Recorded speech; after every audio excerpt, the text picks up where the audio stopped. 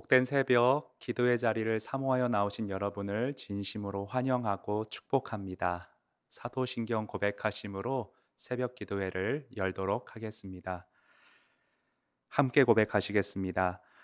전능하사 천지를 만드신 하나님 아버지를 내가 믿사오며 그 외아들 우리 주 예수 그리스도를 믿사오니 이는 성령으로 잉태하사 동정녀 마리아에게 나시고 본디오 빌라도에게 고난을 받으사 십자가에 못 박혀 죽으시고 장사한 지 사흘 만에 죽은 자 가운데서 다시 살아나시며 하늘에 오르사 전능하신 하나님 우편에 앉아 계시다가 저리로서 산 자와 죽은 자를 심판하러 오시리라.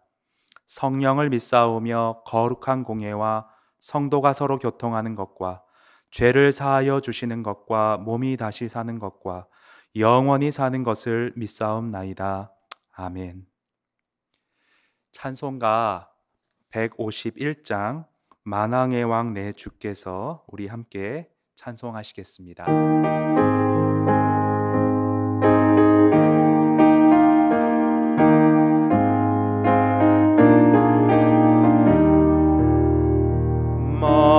만왕의 왕 내 주께서 왜 고쳐 당했나 이 벌레 같은 날 위해 주 보혈을 흘렸네.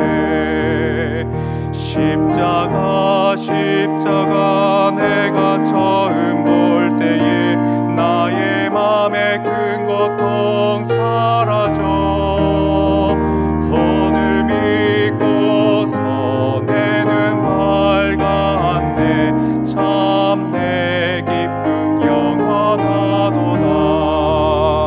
주 십자가 못 박힘은 속죄함 아닌가. 그 긍휼함과 그 은혜 말할 수 없도다. 십자가 내가 처음 볼 때에 나의 맘에 큰 고통 사라져 오늘 믿고서 내 눈 밝았네. 참 내 기쁨 영원하도다. 늘 울어도 그 큰 은혜 다 갚을 수 없네. 나 주님께 몸 바쳐서 주의 일 힘쓰리. 십자가 내가 처음 볼 때에 나의 맘에 큰 고통 사라져 오늘 믿고서 내 눈 밝았네. 참 내 기쁨 영원하도다. 아멘. 오늘 우리에게 주시는 하나님의 말씀은 사사기 19장 22절에서 30절까지 말씀을 함께 보도록 하겠습니다. 그들이 마음을 즐겁게 할 때에 그 성읍의 불량배들이 그 집을 애워싸고 문을 두들기며 집주인 노인에게 말하여 이르되 내 집에 들어온 사람을 끌어내라. 우리가 그와 관계하리라 하니 집주인 그 사람이 그들에게로 나와서 이르되 아니라 내 형제들아 청하노니 이 같은 악행을 저지르지 말라. 이 사람이 내 집에 들어왔으니 이런 망령된 일을 행하지 말라. 보라 여기 내 처녀딸과 이 사람의 첩이 있은즉 내가 그들을 끌어내리니 너희가 그들을 욕보이든지 너희 눈에 좋은 대로 행하되 오직 이 사람에게는 이런 망령된 일을 행하지 말라 하나. 무리가 듣지 아니하므로 그 사람이 자기 첩을 붙잡아 그들에게 밖으로 끌어내매 그들이 그 여자와 관계하였고 밤새도록 그 여자를 능욕하다가 새벽 미명에 놓은지라. 동틀 때의 여인이 자기의 주인이 있는 그 사람의 집문에 이르러 엎드러져 발귀까지 거기 엎드러져 있더라. 그의 주인이 일찍이 일어나 집문을 열고 떠나고자 하더니 그 여인이 집문에 엎드러져 있고 그의 두 손이 문지방에 있는 것을 보고 그에게 이르되 일어나라 우리가 떠나가자 하나 아무 대답이 없는지라. 이에 그의 시체를 나귀에 싣고 행하여 자기 곳에 돌아가서 그 집에 이르러서는 칼을 가지고 자기 첩에 시체를 거두어 그 마디를 찍어 12덩이에 나누고 그것을 이스라엘 사방에 두루 보내매 그것을 보는 자가 다 이르되 이스라엘 자손이 애굽 땅에서 올라온 날부터 오늘까지 이런 일은 일어나지도 아니하였고 보지도 못하였도다. 이 일을 생각하고 상의한 후에 말하자 하니라. 간혹 뉴스를 접하다 보면 마음을 어둡게 만드는 매우 혐오스러우면서도 충격적인 그런 일들을 접할 때가 있습니다. 예를 들어 입에 올리기도 참 꺼림칙한데요. 집단 성폭행 사건이라든지 연쇄살인 사건, 또 토막살인 등과 같은 그런 엽기적인 일들이 우리가 사는 사회 안에 실제 벌어지고 있는 현실을 보고 있습니다. 그런데 바로 그러한 혐오스러운 범죄 사건이 오늘 본문 안에서도 벌어지고 있는 것을 볼 수 있습니다. 하나님은 대체 왜 이런 끔찍한 사건을 성경에 기록해 두신 걸까요? 이런 기괴하고 혐오스러운 사건을 통해 하나님께서 우리에게 주시고자 하는 교훈은 대체 무엇일까요? 이에 대한 답을 우리는 22절부터 차근차근 본문을 살펴가며 같이 찾아보도록 하겠습니다. 22절에 보시면 그들이 마음을 즐겁게 할 때에 여기서 그들은 어제 살펴보았듯이 타 지방으로 여행 갔던 레위 사람과 고단한 중에 있던 그를 손님으로 맞이했던 어떤 한 노인을 가리킵니다. 레위인과 노인이 서로 음식을 나누면서 마음을 즐겁게 하고 있었는데 그런데 그때 그 성읍의 불량배들이 그 집을 에워싸고 문을 두들기며 집주인 노인에게 말하여 이르되 내 집에 들어온 사람을 끌어내라 우리가 그와 관계하리라. 여기서 관계는 성관계를 의미합니다. 불량배들이 노인 집에 손님으로 들어와 있는 레위 사람을 지금 집단으로 성적으로 폭행하려 시도하고 있습니다. 그런데 여기서 의아한 생각이 하나 듭니다. 아니 어떻게 이스라엘 백성 가운데 이토록 불량한 자들이, 이렇게 타락한 자들이 이스라엘 안에 어떻게 이런 자들이 있을 수 있단 말인가? 이스라엘의 영적 수준이 어떻게 이 지경까지 떨어지게 되었을까? 사사시대가 시작되었을, 그러니까 가나안 땅에 막 들어왔을 그때의 역사적인 상황을 가만히 좀 돌이켜보면 이스라엘 백성들은 애굽에서의 노예 생활에서 풀려난 지 얼마 안 됐었고요. 또 그들은 광야를 방황하면서 너무 오랫동안 헐벗고 힘겹고 심히 탈진해 있는 상태였습니다. 그런 처지 가운데 가나안에 발을 딱 들여놓고 보니까 이 땅은 온갖 문물이 넘쳐나는, 경제적으로 크게 부유한 그야말로 적과 꿀이 흐르는 땅이었습니다. 예술, 문화, 건축, 무역, 정치체계 등 모든 면에서 이스라엘보다 월등히 뛰어난 것을 볼 수 있었습니다. 그래서 이스라엘 백성들은 가나안의 현란한 선진 문물에 미혹당하지 않을래야 않을 수가 없었던 것입니다. 해서 주님이 명하신 가나안 족속을 완전히 멸해라, 그들의 타락한 문화와 우상 숭배를 너희는 완전히 끊어내라, 이 명령에 순종하기가 주저될 수밖에 없었습니다. 그래서 결국 그 베냐민 지파 같은 경우는 어제 박민근 목사님이 설명해 주셨듯이 여부스 이방 족속들을 쫓아내지 못했고요. 그렇게 남겨진 자들과 뒤섞여 살다가 그만 그들도 바알 숭배에 깊이 젖어들게 되었습니다. 아시다시피 바알 종교는 매우 성적으로 문란하다는 특징을 갖고 있었기 때문에, 그렇기 때문에 이스라엘은, 베냐민은 날이 갈수록 성적으로 점점 더 난잡해져 갔습니다. 율법이니 도덕이니 잊고 산 지 오래였고요.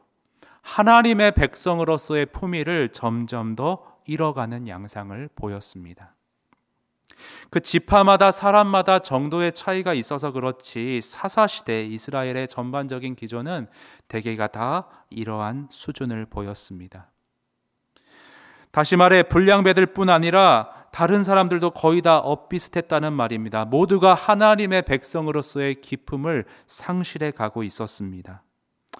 24절에 나오는 집주인 노인의 발언도 보시면요, 보라, 여기 내 처녀딸과 이 사람의 첩이 있은즉 내가 그들을 끌어내리니 너희가 그들을 욕보이든지 너희 눈에 좋은 대로 행하되 오직 이 사람에게는 이런 망령땡이를 행하지 말라. 얼핏 보면 손님으로 영접한 레위 사람을 보호하고자 하는 그 선한 마음으로 읽힐 수도 있는데요.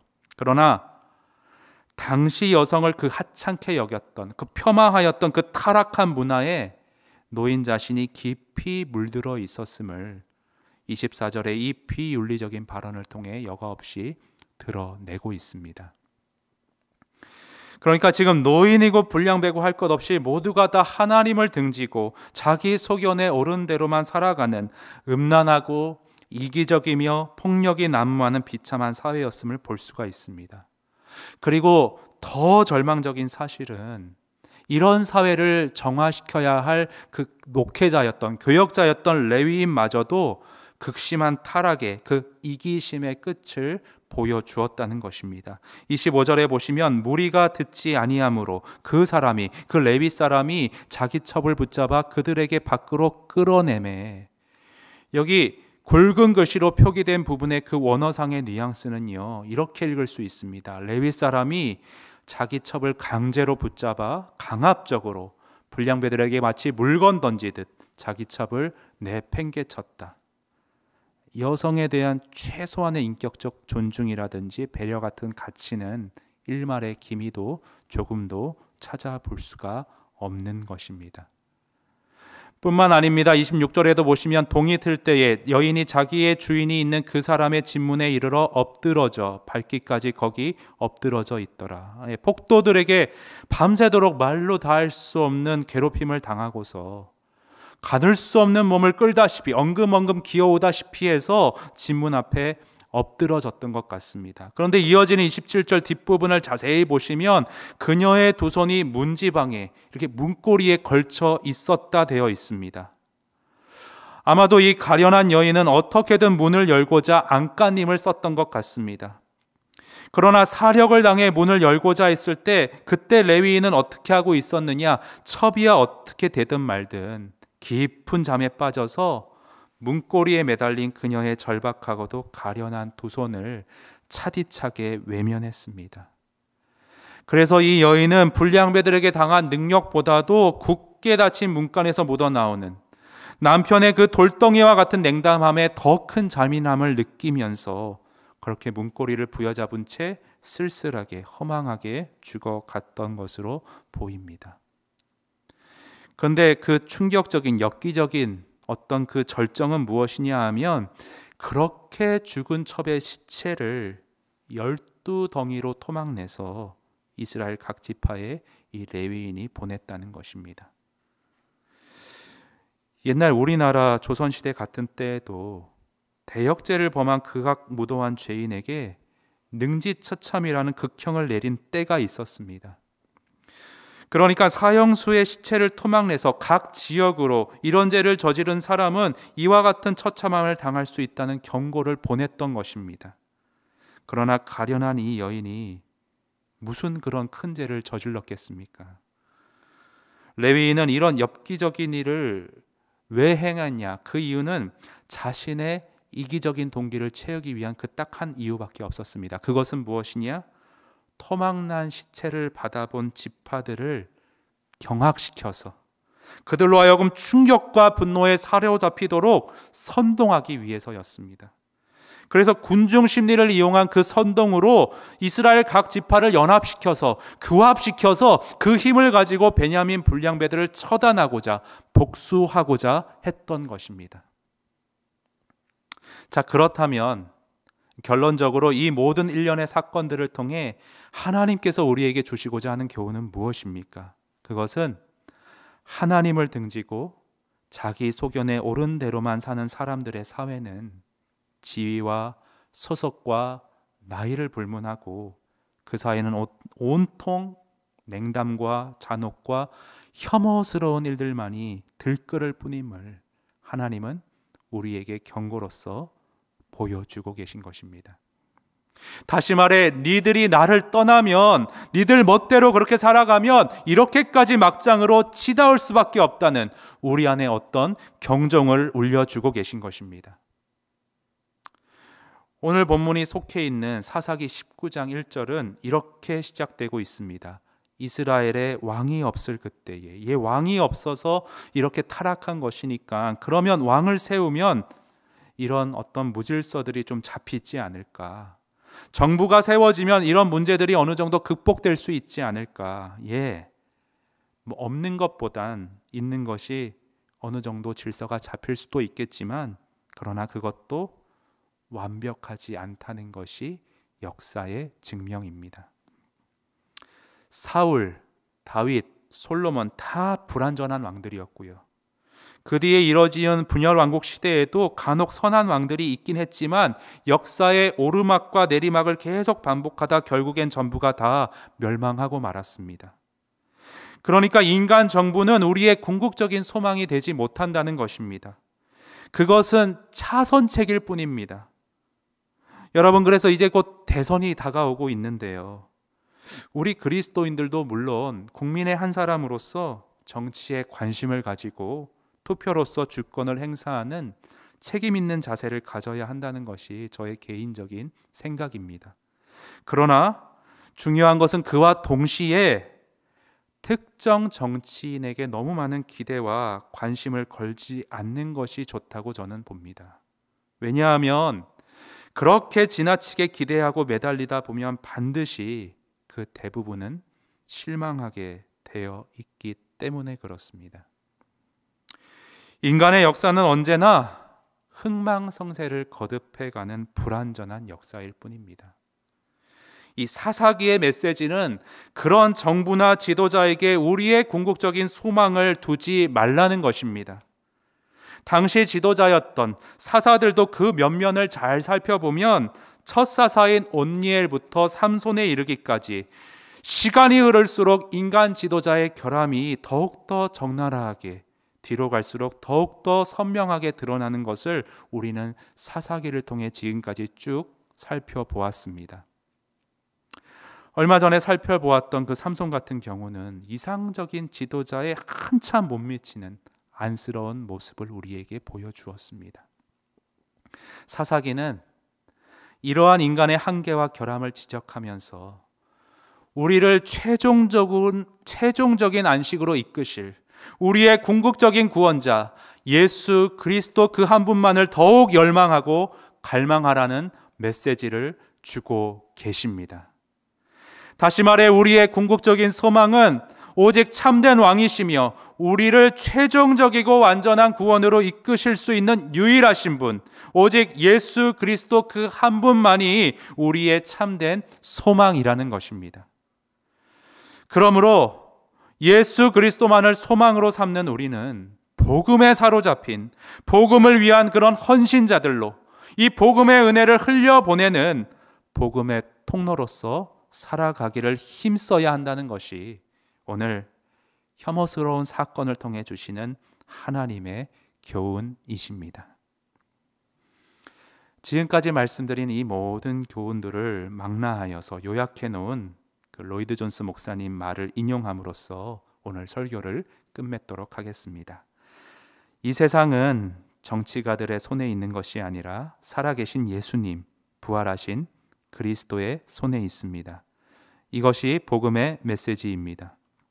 영원하신 아버지요 창조주요 만물의 주인이신 하나님께서 이 세상 일과 그 구속을 아들에게 맡기셨습니다. 그분만이 하늘과 땅의 모든 권세를 갖고 계십니다. 기독교의 메시지는 세상의 개선에 대한 것이 아닙니다. 이러한 세상에도 불구하고 사람들을 복음으로 변화시키며 장차 올 영광을 위해 사람들을 준비시키는 것입니다. 같이 기도하겠습니다.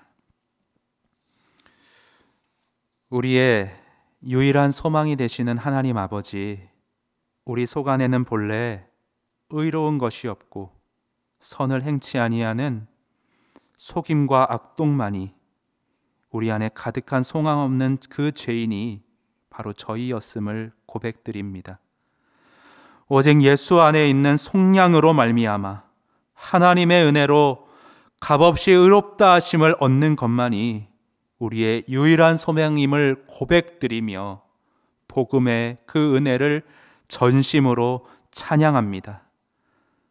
주님, 바라옵기는 기괴하고 혐오스러운 일들이 들끓는 불완전한 이 세상 속에서 항상 주님 바라봄에 더욱 집중하며 살아가는 복음의 사람이 될 수 있기를 원합니다.